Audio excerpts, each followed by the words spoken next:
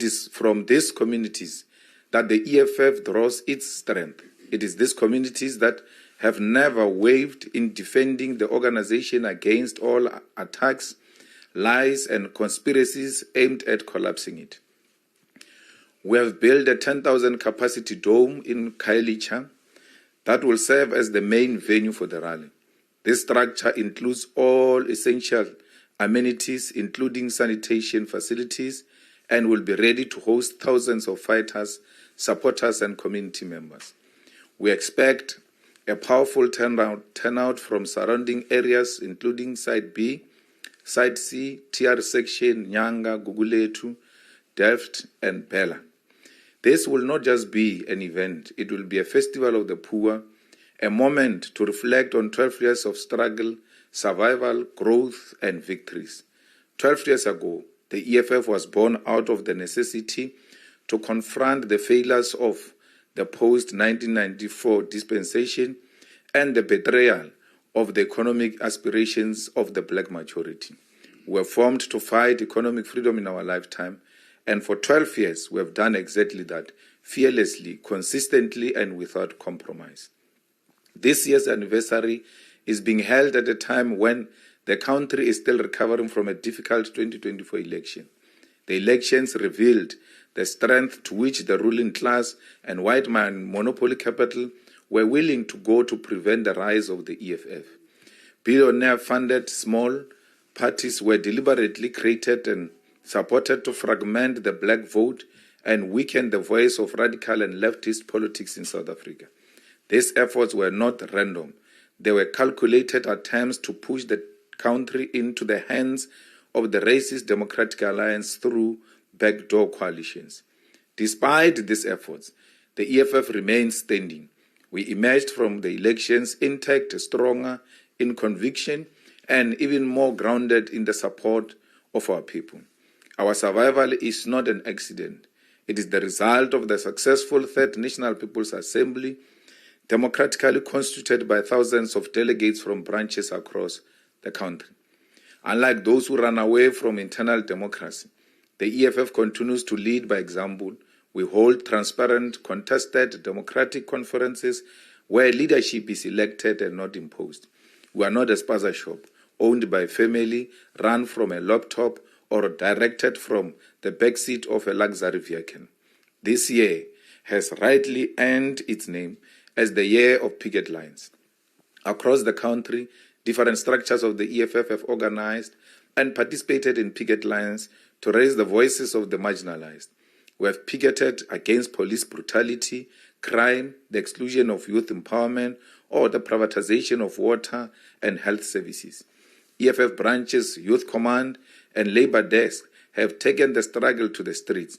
These are not symbolic actions, but expression of deep frustration with the status quo and a reaffirmation that the streets remain a key site of struggle. The EFF in Parliament, in legislatures, and in municipalities continue to push far above its weight. Since the beginning of 2025, our contribution has been unmatched. We have challenged the proposed VAT increase, fought against unjustified electricity price hikes, and exposed the irregular awarding of national lottery license. We demanded the formation of an ad hoc parliamentary committee to investigate infiltration of the criminal justice, and we played a central role in setting aside the illegally adopted 2025 fiscal framework, forcing the government to return to Parliament and fix its budget unlawfully passed in April. We have ensured transparency in the appointment of Sector Education and Training Authority, SETA, board's chairpersons, fought against exploitative data prices, and defended the rights of students, workers, and the unemployed. We have shown that when guided by revolutionary spirit, even with limited numbers, it is possible to bring the entire parliament and executive to a standstill if they defy the constitution and the will of the people. At the local government level, our fighters who are members of mayoral committees are doing exceptionally well in Johannesburg, Tshwane, eThekwini, and Nelson Mandela Bay. EFF MMCs have taken on critical portfolios, including health, public safety, water, environment, and human settlement. Their performance is visible and unmatched. These are daily contributions that are improving the lives of our people. As we mark this milestone, we must remind our people and the media alike that the EFF is not just a protest movement. We are in government. We have provided clarity on key policy issues, from land expropriation without compensation, to nationalizing the Reserve Bank, to free decolonized education, to publicly funded healthcare, and the establishment of a state-owned pharmaceutical company. These are not slogans. They are programs of actions which we continue to champion inside and outside state. The EFF has also shown the capacity to build structures, discipline, and internal democracy. Our councillors, members of provincial legislatures, members of parliament, and members of mayoral committees are subjected to regular performance assessments and community-based reporting mechanism. No other party in South Africa is as organizationally grounded and politically coherent as the EFF. The 12th anniversary will also be used to highlight the next side of our struggle: economic empowerment, sovereignty, and state capacity. We must confront the neoliberal policies that continue to paralyze our economy, privatize public services, and surrender decision-making to credit ratings agencies, international financial institutions, and unelected consultants. The GNU has proven that it has no plan for economic growth outside of a budget cuts and outsourcing. The EFF, on the other hand, continues to advocate for a massive public-led stimulus programs, industrialization, and localization of production to build real economic sovereignty. The EFF is concerned by the high level of cost of electricity, which is causing distress all over South Africa. The uprising in Tembisa are a signal of how the cost of electricity, which is disproportionate when compared by units to prices, is going to lead to instability in our country. The EFF warned South Africa on the 30th of January 2025 that the decision by the National Energy Regulator of South Africa to greenlight Eskom's 12.7% electricity tariffs increase on 1st April 2025 will be reckless, and now that reality has kicked in. This move is yet another assault on the working class and the poor, who are already grappling with relentless economic hardship. In September 2024, Eskom sought approval for an outrageous 66% multi-year tariff escalations, with a staggering 36.15% increase proposed for 2025 alone, while NERSA scaled down the demand to just 24%, with a planned 12.7% hike this year, and the rest spread across the next 2 years. It remains unjustifiable and will inflict severe financial distress on households, businesses, and the broader economy. Millions of South Africans already struggling to afford basic necessities now face deeper economic exclusion and worsening inequality at a time when food prices, fuel costs, and other essential goods are skyrocketing.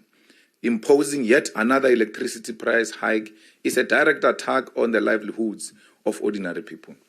This is not the first time that NERSA has enabled Eskom exploitation of the poor. In 2023, the regulator approved cumulative 33.77% increase and implemented in two phases 18.65% in 2023 and 12.74% in 2024. This persistent escalation is proof that the ruling elite has abandoned its duty to ensure electricity remains an affordable public good that fuels economic growth and human development. Eskom was built with public funds, and its energy should not be commodified for profit while the masses are left in the dark. The EFF will pursue in Parliament mechanisms to drastically and gradually reduce the cost of electricity so that South Africans can have value for money and do not pay more for electricity while receiving less units. The EFF maintains its position on the anti-poor budget, which is characterized by austerity, borrowing, and regressive tax increases in the form of an increase in the fuel levy. We correctly rejected The appropriations bill, which was the final step in the budgeting process, as it is a reflection on cutting or spending on critical departments such as education, social welfare, and defense. To cut spending in areas such as law enforcement is an indication that there is no regard for the high levels of crime terrorizing our people. The revelations by Lieutenant General Ntantla Mkhwanazi ought to have indicated to the ruling GNU that cutting allocations to law enforcement capacity is a recipe for disaster. It is for this reason that the EFF proposed the establishment of an ad hoc committee to investigate the allegations made by General Mkhwanazi, and we welcome that this progressive step has been adopted by the National Assembly. We will ensure that no capture of our institution will continue and expose all those involved with criminal syndicates and drug cartels at the highest level of policing. In this context, our presence in Khayelitsha is also a political statement that development must not be a privilege of Camps Bay or Stellenbosch, but must reach the forgotten corners of this country. There is no freedom while our people still share toilets with 5 other households, while mothers must walk kilometers for clean water, and while youth rot in poverty and crime because they are excluded from education and the economy. We therefore call on the people of the Western Cape, in particular those in Khayelitsha, Guguletu, Nyanga, Philippi, Delft, and Bela, to come in their numbers. Come and witness a political movement that does not fear the people. Come and be part of the festival of ideas, of music, cultural pride, and political education. Come and hear your stories told, your pain acknowledged, and your future defended. The EFF has never relied on friendly headlines or elite praises. We speak to the people, and through them, we shape the national conversation.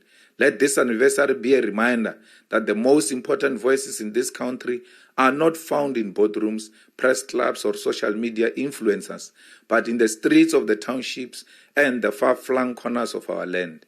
In Khayelitsha, we will reaffirm our commitment to defend, build, and advance the struggle for economic freedom in the year of the picket lines. The road to 2026 starts now. It begins with the people. I thank you. Thank you very much, President and Commander-in-Chief of the Economic Freedom Fighters. We will now move to questions.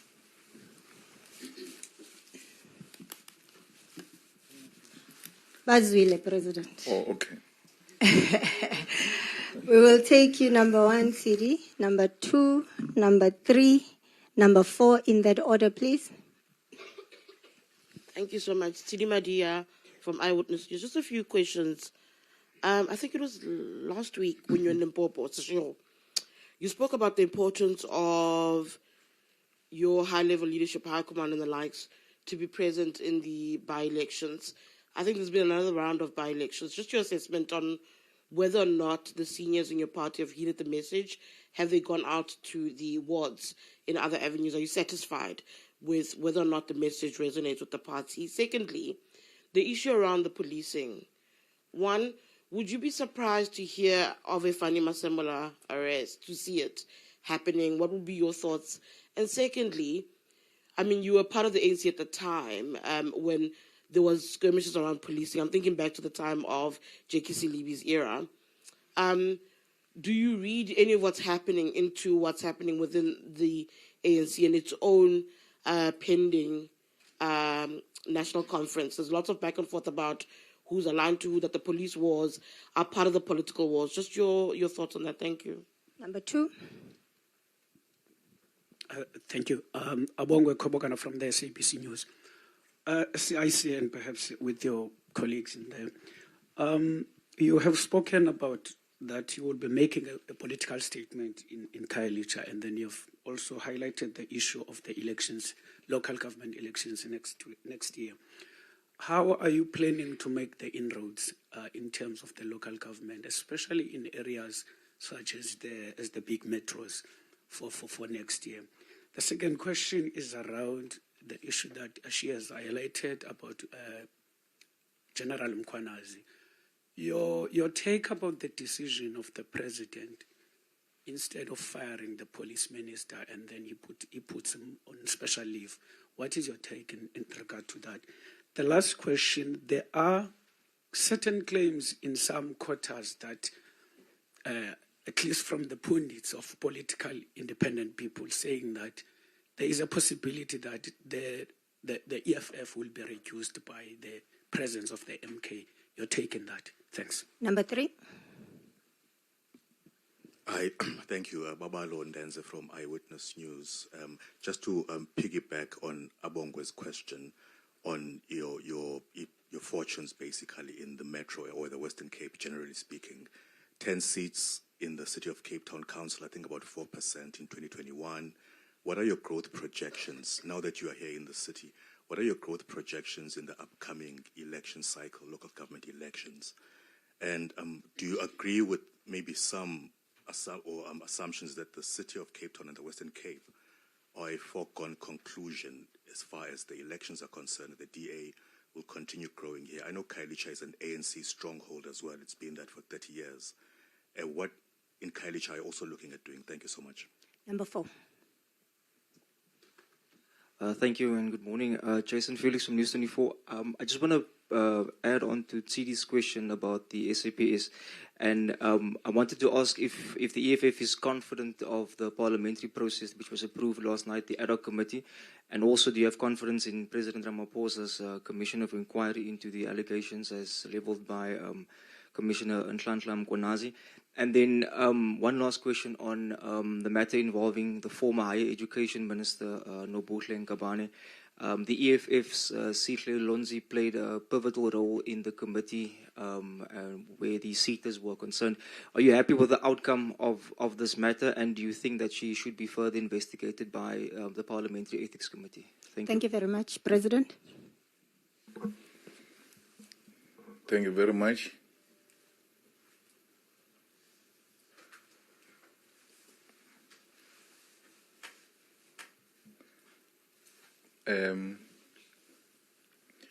Our leadership is on the ground, and none of us regard themselves as armchair critics or beneficiaries of palace politics. They know that our survival depends on us working the ground. And if you find any commissar of the EFF, they will tell you which sub-region they work in and which branches are allocated to them. So there's no single one of us who's not attached to a sub-region, not region. We don't have regions in the EFF. We have sub-regions. That's how much we have reduced this thing to be more closer to the people and to be closer to the ground forces of the EFF and the membership of the EFF. And the response by the leadership is highly positive. And the debate we are having now is about they hired me a manual car, I've got a problem of the bag, our accommodation. So those are good debates because people are on the ground. They now know what is expected from them. There is a warrant of arrest against Masemola. It's out. I don't know why it's not being picked up. It means someone somewhere is playing politics and someone they want to undermine once more the independence of our justice system. Masemola is being arrested for what he did with Khumalo in the crime intelligence. And Masemola was supposed to be arrested that week when Mkhwanazi had a press conference. So I thought Mkhwanazi's press conference was a preemptive strategy. And perhaps the arrest for Masemola is delayed by that or will be seen as if we are fighting back or anything of that sort. So it's a matter we're paying a very close attention to, because we cannot allow any more people to abuse their positions. Once a warrant of arrest is issued, it means there is some sort of evidence of wrongdoing which must be tested at a court.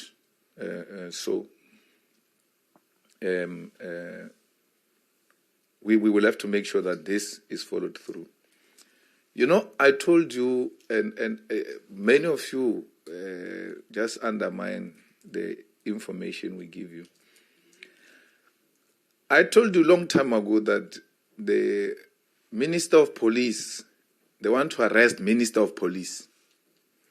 And that's why Mkhwanazi is being charged with IPID, because they want to pick up a Minister of Police, Senzo Mkhunu. And Senzo Mkhunu, in that recording, talking to his girlfriend or whoever he was talking to there, I don't know who's that person. There's a recording that is circulated. He says, you know that Julius is just talking. You know him, he just talks. Someone should have told him something, and then he just talks loosely. And then City Press writes that the plans to arrest the minister flopped or something. But it has always been there. The plan has been there to pick up the minister and arrest him. And they thought I was joking. And that's where he's going up, ultimately, to be arrested. There are factions in the police. You've got minister working with Khumalo and Masemol. No. Not Masemol, the other one who got Sibiya. No, it's Minister Sibiya. Then you've got a National Commissioner working with Khumalo. So there is a power struggle there. Now, we are not interested in those things. We are interested in the truth. As to who belongs to what and what, we don't care. We want the truth to come out. What Mkhwanazi said must be repeated, backed by evidence in the ad hoc committee and in the commission of inquiry. It is now no longer an issue of just talking. Let everyone who has got an issue bring that matter before the committee, and I'm going to sit in that committee of ad hoc committee to investigate these allegations. And you know, if I'm there will not be manga business, because I'm not scared of police or soldiers or anyone, including drug cartels or criminals. I'm not in the pocket of any thug in South Africa. That's why I live a free life. And if I'm lucky, maybe they will elect me the chairperson of that committee so that I can sort out this issue once and for all. If they mean business, they must bring it here so I can chair it. And then you will get to the bottom of these issues. So, I don't think it's aligned necessarily to the ANC conference. I think it's a power struggle that has always been there. Every time there is a new minister in the police, that minister, and those are the mistakes they make. They start aligning with this group or the other group. But the power struggle and tussle for slush fund has always been there in the police, whether there is an ANC conference or not. Because, let's take, for instance, the ANC conference is going to be a contest between Mbalula and Paul Mashatini. Both of them have got no hold over any of those factions in the police. None whatsoever. So if you say Mkhunu has got a faction, then you must know Mkhunu's faction is Ramaphosa's faction in the police. That's why they said Mkhunu went to classify the Pala things and all of that. So this commission and the committee will not only be limited to what Mkhwanazi said. If there was a cover-up in the Pala, it must be brought forward. Who sealed this information? Who was hiding the information from the people? So that's why we're saying on top of commission, let's have an ad hoc committee, because the same commissions are going to say Parliament has not played its oversight role. So we are playing our oversight role now. So there is no duplication of duties. But equally, we are a committee that will make the necessary recommendations to the Assembly, and the Assembly will send, if agreed, those recommendations to the President for implementation.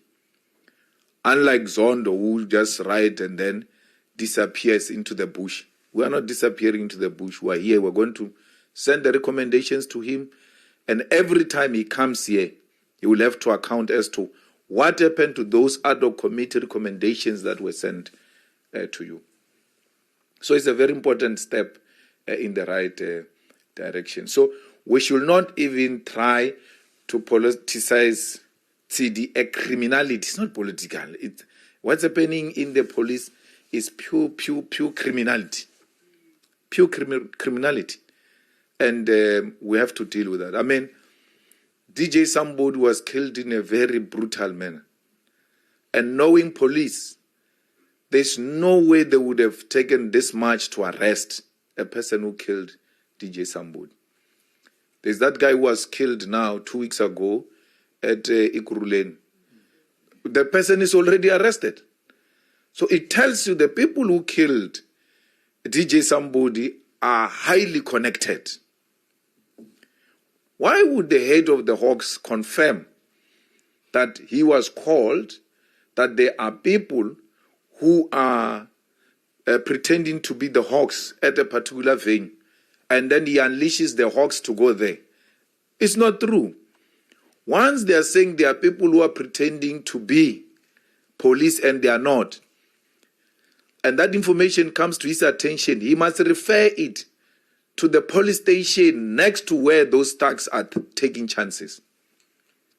For him to start even getting involved, he even knows the address, yet he doesn't have a docket. He has no right to open any docket. And then he says he was not called by Molefe, he was called by a friend of Molefe, and the friend of Molefe does not have a name. He's playing games. If he doesn't give us the name of who called him, he was called by Molefe. Until he give us a name, he was called by Molefe. It's like Kenny Gunayan saying he was taking a journalist there. To take a journalist is not a secret operation. Who is that journalist? Who's that journalist? Why would you take a journalist to someone who just came out of prison, who's on bail, as an MMC? Now I'm very happy. You know, I dance even at night. Oh, things are looking good, Chef. We told you these things are criminals. They are nothing else but Mapantiti. He says he doesn't know that guy. He knows that guy. I know that guy. Not from a personal point of view. He's a well-known businessman. Until now, we knew him as a businessman. So, but I don't have a relationship with him like that, where I can call Patrice Motsepe or go to Patrice Motsepe's house or have tea at Patrice Motsepe's house, take my wife to Patrice Motsepe's house. Patrice Motsepe's wife knows my wife. I don't know the guy like that. But for Kenny to behave like that in public office and say he doesn't know that guy, that's a lie. It's a pure lie. And that's how thugs, 26, 28 gangs succeed. They lie. They think they can outsmart everyone. Bashashaya, so Mashaya. And Mashaya, they don't care whether you are convinced or not. They tell their story. It's done. But the Kenny's story is not coming together. The head of Hawks, Libya's story is not coming together. That he was not called by Molefe, he was called by a friend. So you can hear this story.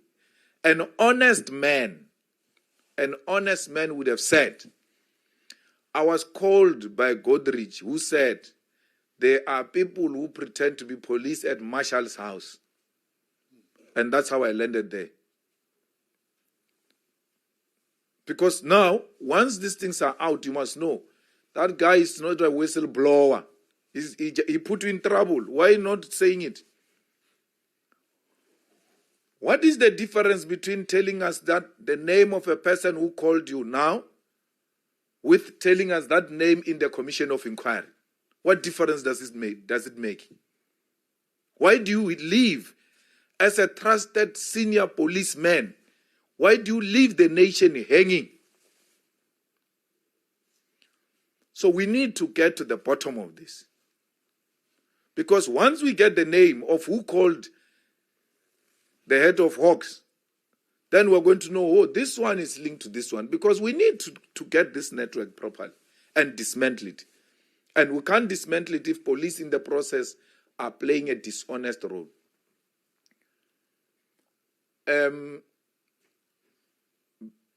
Minister Mkhunu was supposed to be fired. Fired completely. But you know, factions are painful. You know, to belong to a faction is the most painful thing as a leader.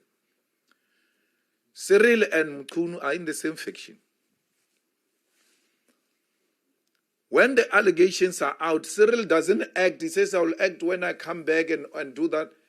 You know why? He's giving Mkhunu an opportunity for Mkhunu to help him by resigning. If Mkhunu loved Cyril, he should have resigned and not put Cyril in that difficult position. But he doesn't care. There's no need. These comrades must tell each other the truth. Remzal, take a back seat. We'll work on this thing. Just wait. Help the president. Now the president has to do something that looks like he's doing something when he's doing nothing. He's not doing anything. Mkhunu is a minister on leave. There is acting minister Mantash of police. Then there is incoming minister, acting minister of police. 3, as we are sitting here. We have 3 names when we think of police. 3. Kachalia. Kachalia is from the Indian cabal of UDF. Worked with Praveen and them. They now want to recapture power.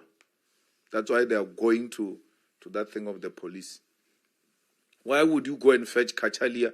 Which track record has demonstrated that Kachalia is the best to deal with crime in South Africa? His first interview just told you we're in trouble. That thing of police is not a lecture room. Things are bad there. It's not a lecture room. So it's not helping us, Cyril, with anything. It's putting us into a deep crisis. It's not late. It's not late for Senzo to resign and save the country's resources and wait for the commission where he will clear his name. You know, when you resign and you go clean your name, the people themselves who are going to say, but this guy must be returned back to his position because he was an honorable man who said, I've got nothing to hide. I don't need a position to protect whatever allegations they've leveled against me. Let me resign. That step aside of theirs is factional. It's not real, it's factional. Because why? You don't have to be charged for you to step aside. The allegations must be so serious that your own fellow comrades must say, look, give us space to deal with these matters. How do you... those people are the ones who decide who gets charged, who doesn't get charged. They will never be charged, even when there's big allegations against them. And because you are saying technically they are not charged, they must remain in their positions. That is being pretentious. It's a false narrative that you are dealing with corruption. You are not. When it is one of your own, you don't apply principle. The principle is this guy should have stepped aside by now and help the president if he really loves the president and he works with the president in the same faction. But factionalism does that to you. When you are a leader, and then you are more loyal to the faction than to the organization and the nation, this is where you will find yourself. We're making huge inroads. I mean, and it's scientific. In the Western Cape, it's one of the provinces where we increased our numbers in the last elections. In this province. And stats shows you, I mean, not stats, research shows you that the EFF is going to have a huge increase in the Western Cape and Eastern Cape. So we're here to consolidate the ground because this is where we're going to grow this year and going forward. There's no MK that is going to reduce us. No. It will reduce us amongst tribalists, not amongst the progressive South Africans. There's no MK that can reduce us. There's no MK that can replace us ideologically, politically, and otherwise. You saw yesterday in Parliament a mess in action. That's what you elected South Africa. A mess. You are asked twice, I'm voting in support. I'm not sure if that chairperson is not MK inside or something. The ANC must investigate that guy. Because he says, then they say we're in support. Then we pass. He goes back and says, hey, he thinks we're fools. He's playing a trick. He says, you said, how many are you? They said, no, 51. He said, okay, just start it afresh so that we can hear you. He's giving a chance again to correct herself. She says, we vote in support. Then we pass. We go. He closes the voting. That caucus almost collapsed yesterday of MK. Almost. Then they raised their hands. He says, what are you saying? No, we didn't understand. We didn't understand. You elect people who don't understand. We didn't understand. We're actually voting against. Hey. And the guy, Frolic, allows that. It's not principled.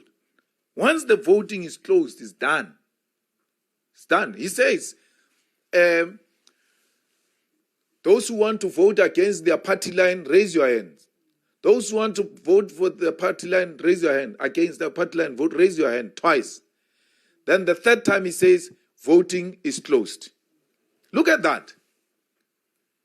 They still don't correct themselves around that time. And then he gives them a special dispensation to correct. That's unprincipled. He's undermining the decorum and the integrity of that process. So I'm just saying to you, MK will never reduce us in numbers anywhere else, including in thinking. We're very effective opposition here in Parliament. When the TG started going for each and every vote like the way she was going, she behaved like she's not a leader and threw her twice. It's not because she was making a mistake. She was like, TG said we are going against, calling for a division. Then Angala. She threw her twice. And then when they said to her, Yeah, what are you saying? She thought, if I say I'm voting against, it means I'm supporting this one. I'm not going to do that. And that issue was actually far much bigger than the emotions. She couldn't put the emotions aside and have to accept. We have never done that. When they object and call for division, we support them. We don't throw our toys and say, no, why do they go before us? No. And the chairperson clarified it there, that we take whoever comes first. So the growth of the EFF is very clear. Where is this MK going to reduce us? Because I was in what 13 in Seshiu. I didn't find MK. South Africa is not KwaZulu-Natal.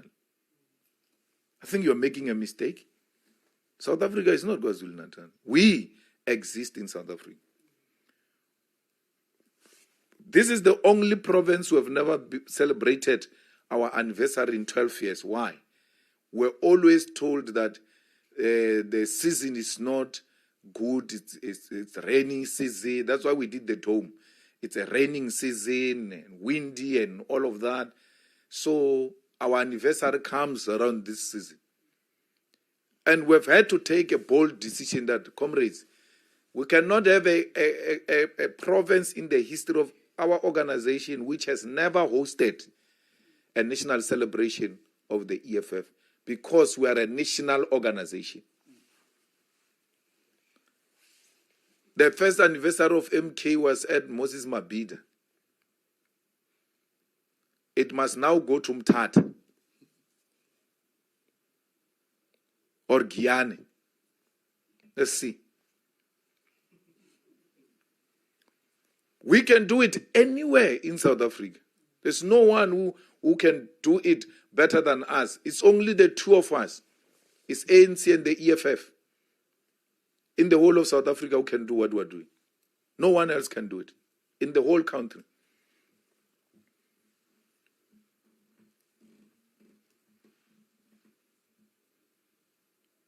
Well, higher education, Shema, it's so painful, man. You know, she's so young. She still has a chance to come back. I've seen people get demoted politically, and then they go rework on themselves, and then they come back. The first thing she must do is to stop chewing a gum in a meeting.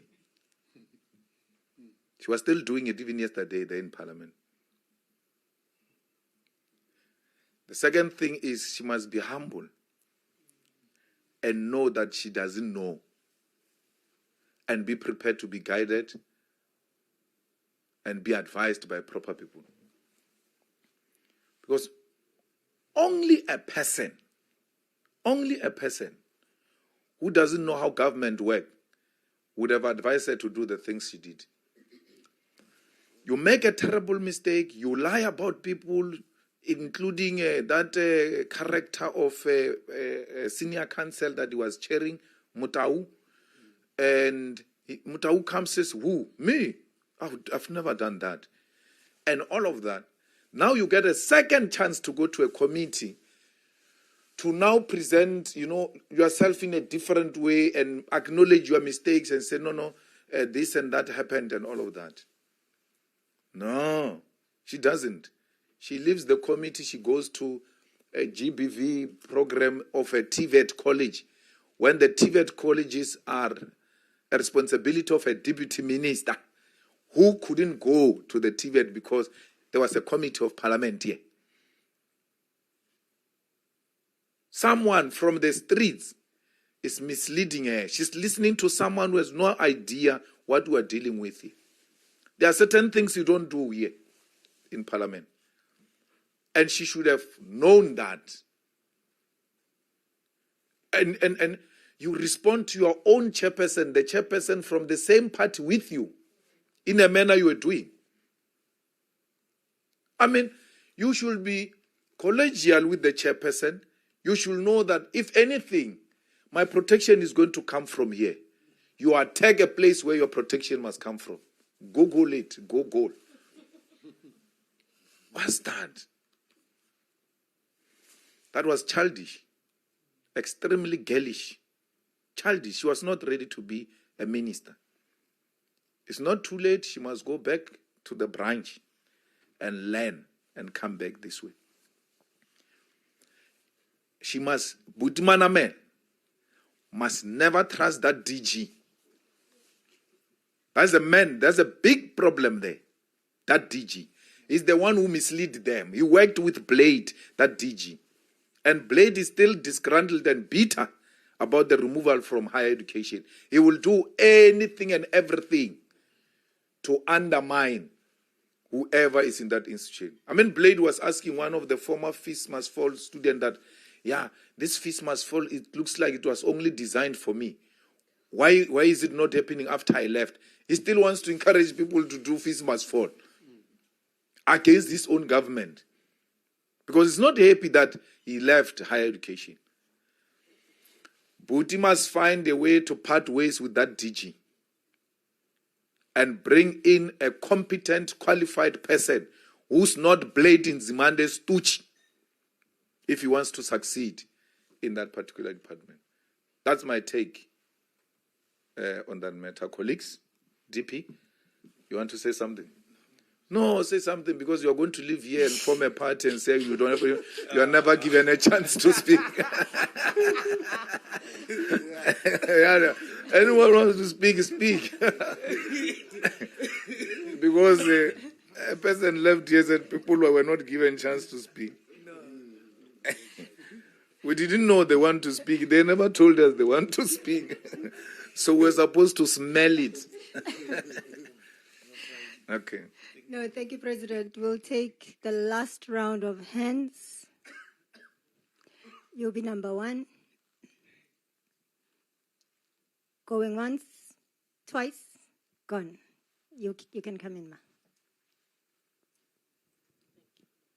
Hi, Zelene from SABC. Do you think that 90 days is adequate or enough for the ad hoc committee, given the gravity of what that committee will have to investigate?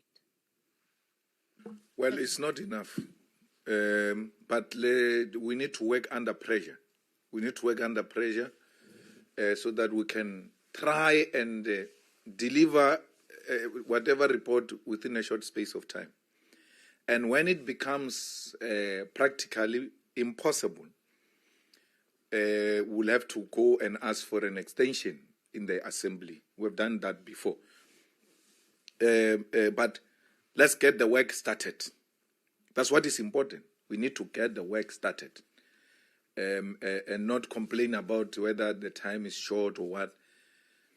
Once the amount of work is presented before us, we'll then work on that, and when we see that it's becoming practically impossible, we'll go to the assembly and ask for more time. It's going to be a full-time job. It's going to be a everyday job. And the parties that are sending people there, for a change, we must be prepared to work even on weekends. We have an emergency to deal with. We cannot prolong this issue of police anymore. We want it resolved, and it must be resolved now. So we need to deal with that. Yes, ma'am. So if you, in the light of you saying that it is an emergency, do you not think that, in the light of you saying it's an emergency, don't you think that maybe someone should ask the Speaker if you can start during recess? Well, we can do that, but the Speaker knows the agency of this matter, and she appreciates the agency of this matter. And that's why there was a huge debate, as it were, whether it must be a joint committee or ad hoc committee, two from, and ultimately we found each other, and we are where we are. So we will actually pursue the line of starting as soon as possible. It's very important. It cannot be postponed anymore. Children are being killed in Mitchell's Plain. by guns that are supplied by police. We can stop that killing now. Women are being raped. Women are being violated. Police do not do anything because people have got political connection with syndicates. So we don't want that. The Mkwanazi is a hero. For a man to go outside the established protocols to do what he did was to put his body on the line. That's what a man does. Whether you agree with him or not, it doesn't matter. But he played a very, very important role in exposing the rot, and it is our turn now, as a country, not as politicians, to deal with this matter. The country must pay a closer attention. One, that Mkwanazi doesn't get victimized. Mkwanazi's contract is coming to an end in December. If anything, they must advertise that post now. And then he must reapply and get reappointed again so that he can finish this tax. Thugs, I don't mean those criminals. I mean these ones we sit with here in parliament. Our problem starts here. Yeah. Mkwanazi must arrest from here. But if we allow this thing to go and Mkwanazi's contract is finished, they're not going to appoint him. Because they all say Mkwanazi, Mkwanazi, praise him, Mkwanazi, Mkwanazi. At the corners, they don't like the man. Or you, this one is going to lock us up, all of us here. If they love Mkwanazi and they think he's playing an important role, advertise the position so that Mkwanazi can apply while he's still there, because it's coming to an end. That thing takes, 3 months or even more to get appointed into that responsibility. We are at a point where we cannot afford to lose Mkwanazi. We are at a point where we cannot afford to lose Mkwanazi. Somehow, he needs to be retained into the force. And somehow, he needs to be elevated to a national responsibility. Because KwaZulu-Natal has become too small for him. Western Cape needs Mkwanazi to come and deal with these crimes that are supported by DA, funded DA by money of drugs and gangsterism. That's why they can't deal with it.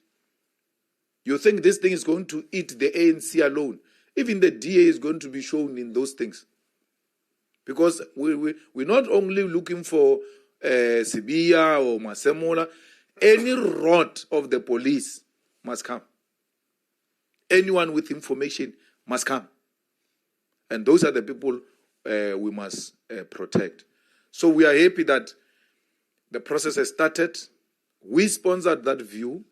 They fought against it. Those journalists who are in parliament will tell you in that police committee, our DSG has been in the forefront of ensuring that this matter is dealt with in a manner we've done yesterday.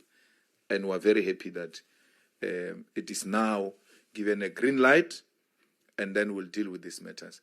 Well, commissions of inquiry are used by politicians to delay a matter that can be resolved now. They use commissions to make you forget what is the real issue. I mean, if you are to remember Zondo Commission, that was the most useless, expensive commission because they were buying time. By the time Zondo finished, you all don't even remember how the Guptas look like. They're gone. So, at least the parliamentary one, we've got control over it. And the parliamentary one is not constituted by lawyers and some senior counsels. No, it's parliamentarians who are already getting paid for doing what we're going to do. We're not coming at an extra cost. So save the country and fire Mkhunu, allow police to investigate and arrest any wrongdoing, and allow Parliament to play its oversight role. That's all we need. So, but this commission he has established it. That's fine. Let's proceed with it. But I can tell you, knowing him, he's using this commission to delay the truth. We will be done in no time. When we submit our report, they are going to say the commission is still busy. You can't make those recommendations. The president can't implement those recommendations. The commission is still busy. That commission will not take less than 2 years. Minimum. And then Mukwanazi leaves in December. Commission takes 2 years. By the time you say Mukwanazi, people will, who's that? Who's that? For what is his claim to fame? Because in 6 months' time, they're going to forget about it. But if you keep him in the force, his presence in the force keeps this matter alive. So we plead and we're making a call that Mukwanazi must be retained in the force. And we fully support him. Where a criminal shoots at the police must drop those criminals, must not play with them. This thing of Kachalia, he doesn't know what we're dealing with there on the ground. He doesn't know what we're dealing with. Aloof, lost touch with the ground. He says, no, police must not. No. Hey, we're in trouble. We're in trouble. The criminals have taken over our streets. There is no longer time to negotiate with a thug.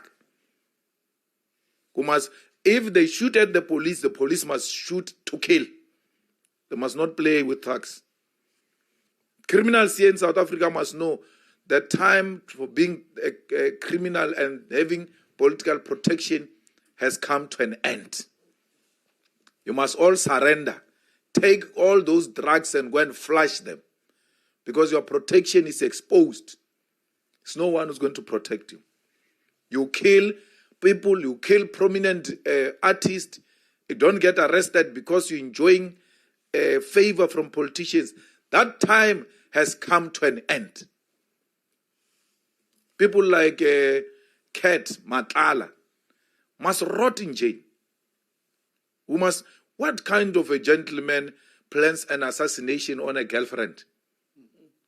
On a girlfriend. I don't even know which Nkabi agreed to that assignment because the Nkabis don't kill women. Don't kill women. They tell you, hey, we don't kill women. So, to kill that he was in charge. He felt like nobody can do anything because he's the most powerful. And I'm told he wants to sing. He must sing. Very important. He must sing and reveal these people one by one. Because as they were rating him and doing all sorts of things, he started sending messages apparently to people saying, no, I pay you, do what you have to do to stop this thing. I'm being harassed by police. He thinks he's special. He didn't know that the political killing task team is going to come for him. That one doesn't work whether you've got a protection or not.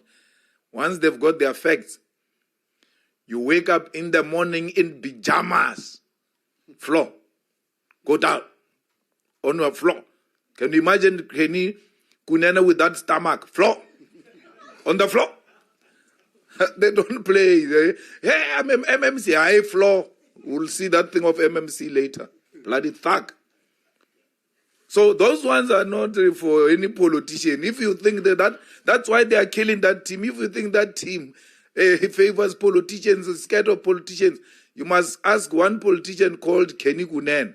Floor. Down. When he finishes there, he calls his boss.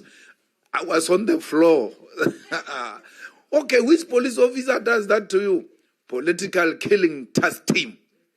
Doesn't play that one. We must protect it. We must allow it to exist to deal with dangerous criminals, especially those who kill our people. We needed that political task team to deal with those who killed Makata. I heard someone saying yesterday, the people who kill Makata, they're not allowed to speak. No. The political task team is the one that has made it possible for those people who are arrested for killing Magata to speak. Because those people wanted to speak long time ago. And they took their first statements to prosecutors. That's another area where we've got problems. And those prosecutors said, leave, this thing doesn't make sense, leave this thing. That man has been wanting to talk. I am now trying to get the lawyers to help him to talk some more, because he says he's got a lot to reveal. He needs a lawyer. He reached out to me, that killer. Said, I need help. I want to tell the truth, and I want to tell the full truth. Every time I approach these prosecutors, NPA, they suppress what I want to say. We need the truth. Because they said they were transported by a police vehicle. They said the AK-47 and all of that was bought with state money that was used to kill Magata. We may not talk about that case of Magata, but we're deeply involved to get to the bottom of it.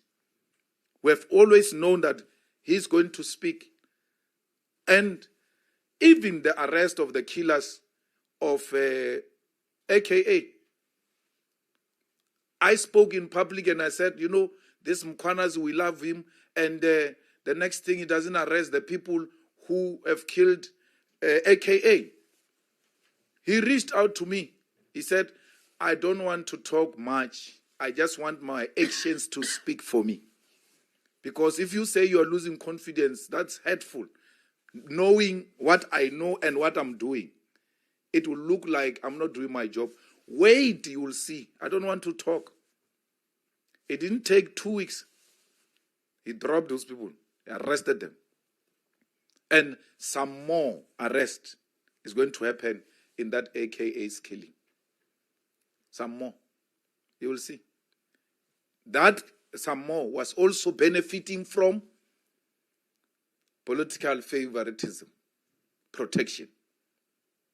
So we should expect that more people are going to be arrested and more information will come out of that case of AKA. We expect more arrest on the DJ Somebody's case as well. So we're very happy that we are where we are. There's no coup. No one is planning any coup here. And no government must speak loosely about coup. Because you are trying to silence us. What coup are you talking about? There's no coup yet. Since when does speaking the truth being called a coup? When you expose rot, you are told we detected a coup. It's not true. There's no coup. You are going to be removed democratically. There's no soldier or police going to do anything. They are just going to expose you. That's all. So we must not be lied to by people who want to protect the rot that actually there is a planned coup in South Africa. There is no planned coup. There is a planned commission of inquiry and ad hoc committee. That is not coup. That is the process to arrive at the truth. Thank you. Thank you very much, Comrade President. That concludes our presser. Thank you very much. Members of the media, the accreditation for tomorrow will